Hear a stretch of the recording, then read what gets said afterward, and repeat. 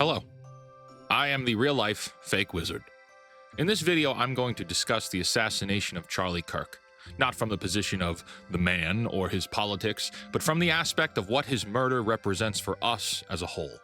I am not a political spokesperson, and I try to avoid political discussions in my content, but this issue, it's worth discussing.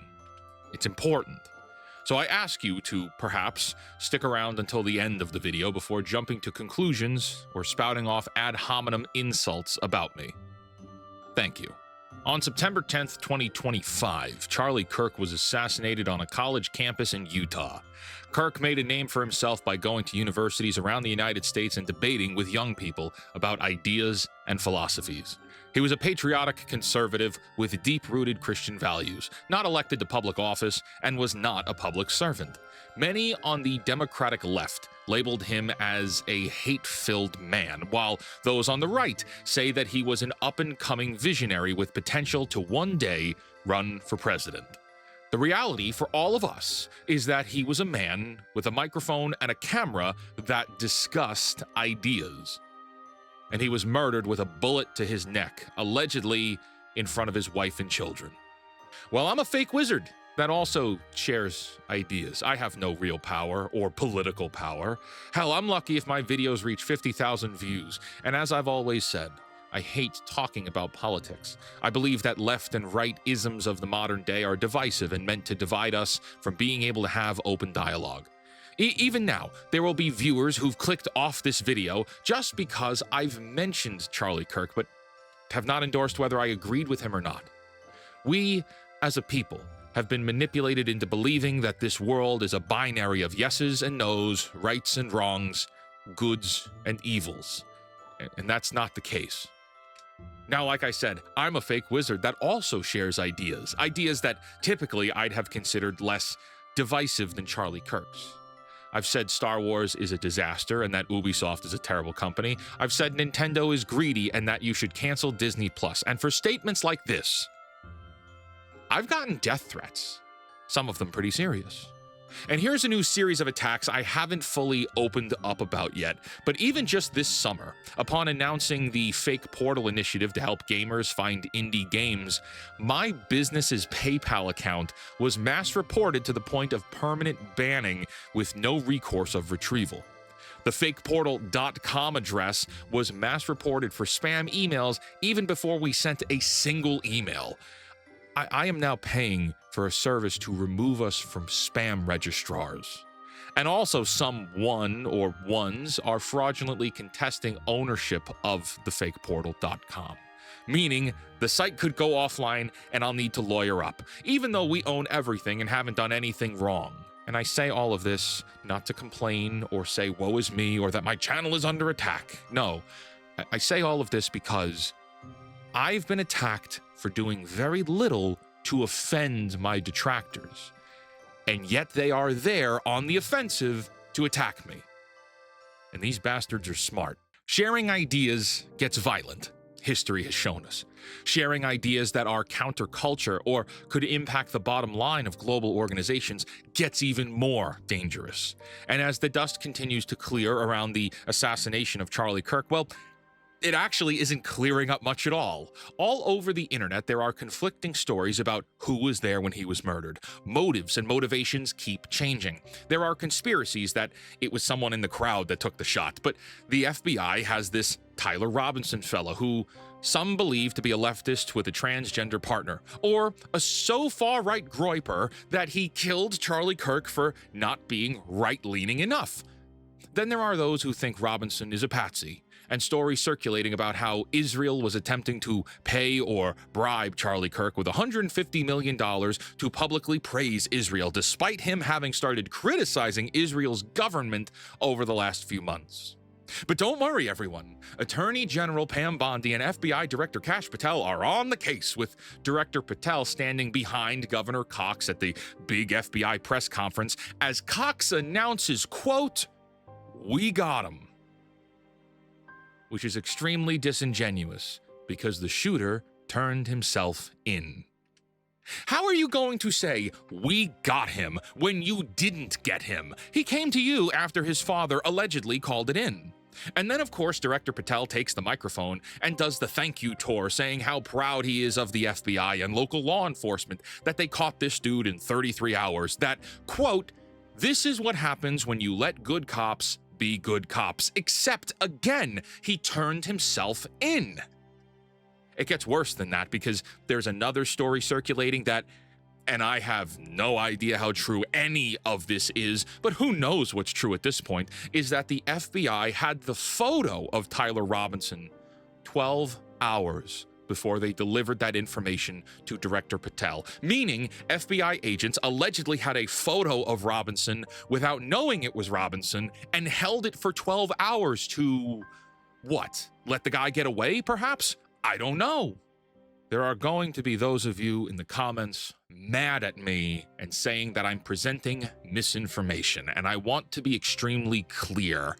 I'm angry about that too, although I'm not trying to present any of this as fact. Everything I've just reiterated is the nonsense stories appearing across the news and media.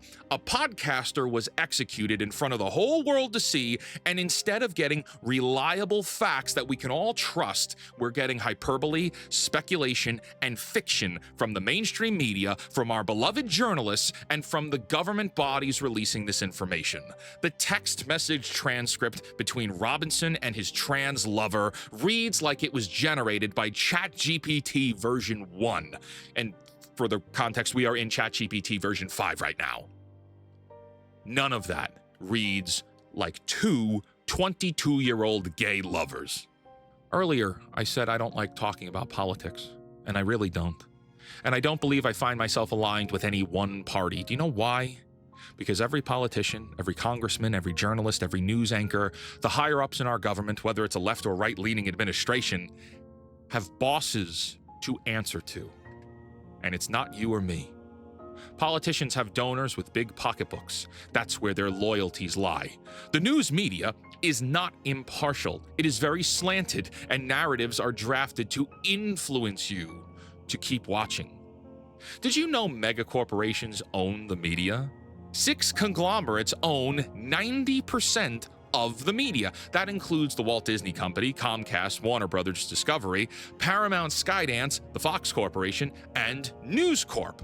Now, those companies should sound familiar, and you might be thinking, Wizard, you said media. Are you talking about the news or movies?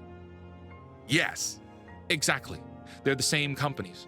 Hollywood and the people making the movies are the same corporations delivering the news every single day. And it's like, well, let's be honest, these 6 corporations have sown division and fear into the Western world since inception, driving people to define themselves by a political party.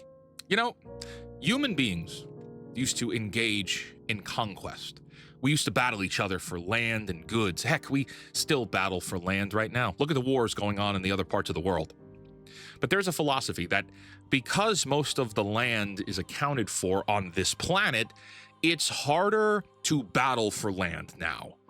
But there is still a conquest to be had. And we find that in the form of attention. We call this the attention economy.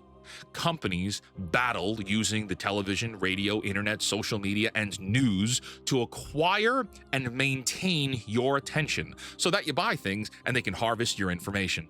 News is presented in a way to make sure it is the most inflammatory, the most engaging, the most tragic, the most exciting, and the most important always to maintain your attention.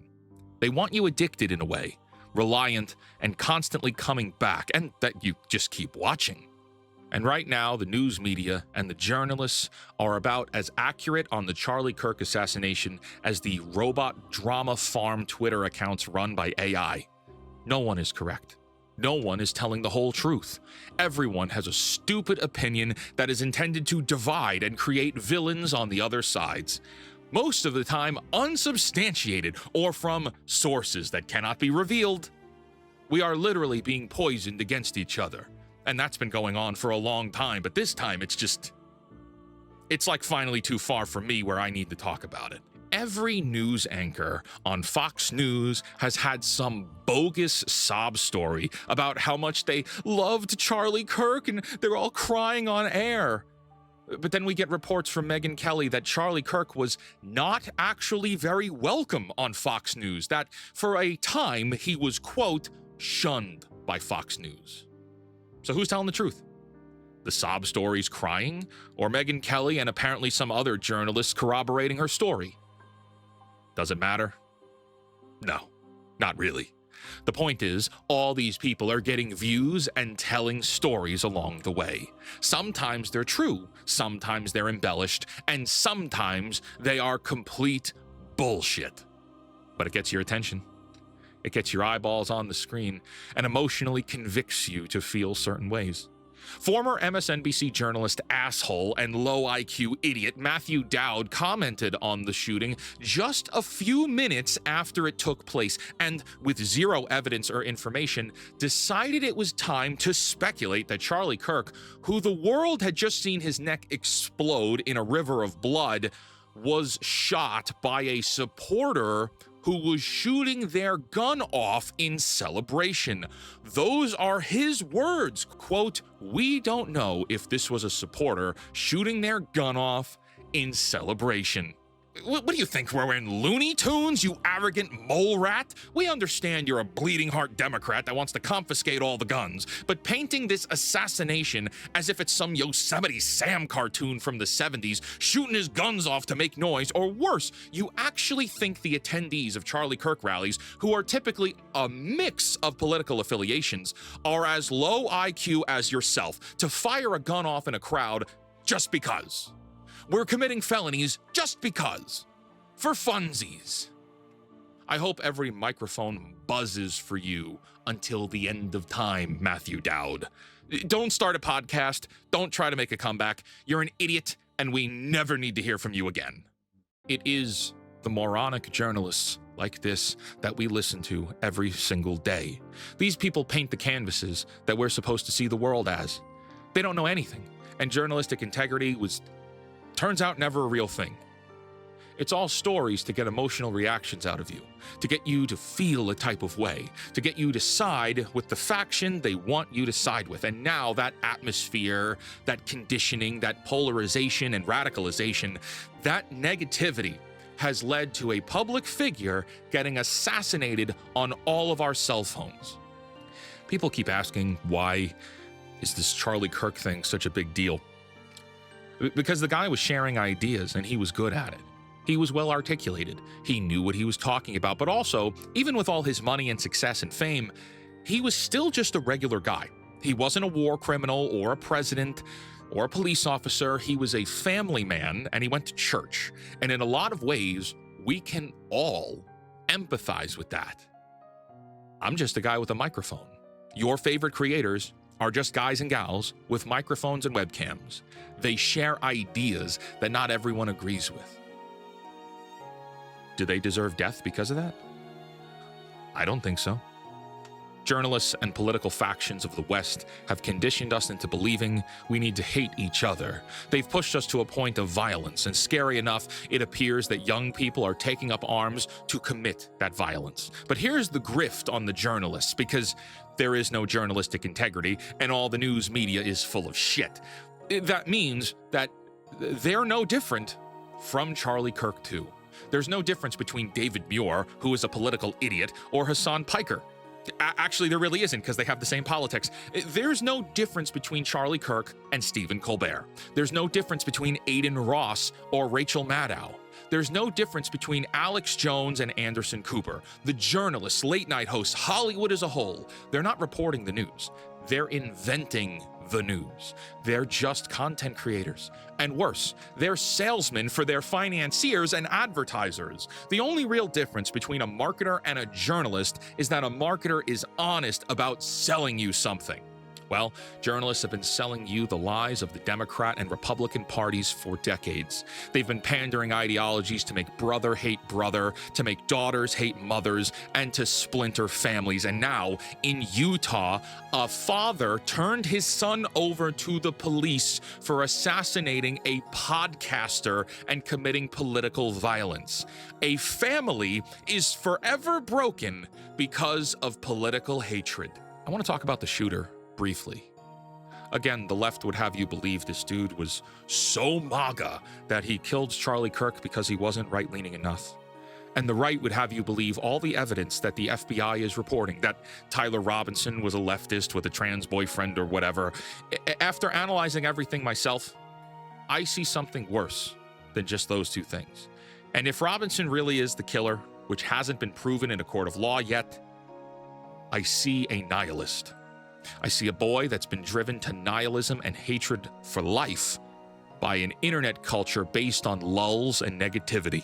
Fringe internet subculture that has nothing nice to say about life itself. And if that's true, and that's what Robinson was after, that means Charlie Kirk's death was a shitpost. It means he was doing it for the lulls and to cause as much havoc as possible. To that end, mission accomplished. And unfortunately, nihilistic subcultures and dark tetrad forums are flourishing here online, almost preying on confused and angry young people. And I know that there are some of you who subscribe to this hopeless ideology that watch my content here. I see your comments. Please hear me when I say, you're wrong. It's almost easy to give in to the belief that life is meaningless, that there's nothing worth living for, except for the fact that you are alive. You're living now. Do you know the statistics of you existing? I mean you, like you, the version of the consciousness that you are, the one watching this right now. The odds of you existing are near impossible. You are literally a universal impossibility. The idea that you would exist at this moment, at this time in our history, after all the adversities that our forefathers faced and lived and died for, the chances of you existing is 1 in 400 quadrillion. The chances of your dad even meeting your mom is 1 in 20,000. You are here for a reason. You must search for that reason. And if you don't know, it doesn't matter what age you are. You must fight to discover your reason for being here. You are here for a purpose, and your life is unique. We've all got pain and hardships, and sometimes things don't make sense. And there's a lot of bad guys out there who want to control the world, seize power, and dominate others. And that shouldn't stop you. We've all got anxiety and depression. That's the fun part about it now. Everyone is anxious and depressed. You're not special, and it shouldn't stop you from fighting for a free and beautiful life. I've been medicated for depression myself. I'm not perfect. I'm just like you. But life, with its hardships and challenges and pain, makes it that much more worth living. And there are sick bastards online who thrive on making you think that life is empty and cold. Life is beautiful. And I say that as a man who gave a eulogy for his godfather 2 weeks ago. I say that as a man who's been broke before, been betrayed, been ostracized, abandoned. I say that as a man who has every reason to give in to the negativity of my own circumstances. But I can't. And I won't. Because there's just too much to live for. The internet has made us desensitized to so much. We see a man shot and bleed to death, and people react by celebrating, completely unfazed. We see horrors of war and death happening in other parts of the world, and well, it's just another Tuesday, and someone brought leftover fish for lunch that's stinking up the conference room. There are real horrors out there, and we've been desensitized to them. Things that should move us or make us feel things don't anymore. And that's not a good thing. We need to be more present. We need to strive to be more caring for our fellow man. And we should challenge all the ideology that puts us into positions of brother versus brother, because that's not the real fight. That's not the real enemy. And also, that's not me saying to just roll over when someone attacks you. Here, let's recall a chapter from the book, The 48 Laws of Power. Law 20 states, "Do not commit to anyone It is the fool who always rushes to take sides. Do not commit to any side or cause but yourself. By maintaining independence, you become the master of others. The Democrat Party is not your friend. The Republican Party is not your friend. The far left, far right, up, down, spin around, they're not your friends. They're not there for you. Do not waste your life on them. In coming days, there will be more and more news about this story, and by the time this is posted, I'm sure 7 or 8 of my talking points will be outdated, as it's taken me some time to get this video made and find the words behind this one. Try and keep an open mind. It's not left versus right per se. The true fight is corporations versus all of us. Until next time, create, innovate, inspire others to do the same, and for the love of God, cancel Disney+. Goodbye.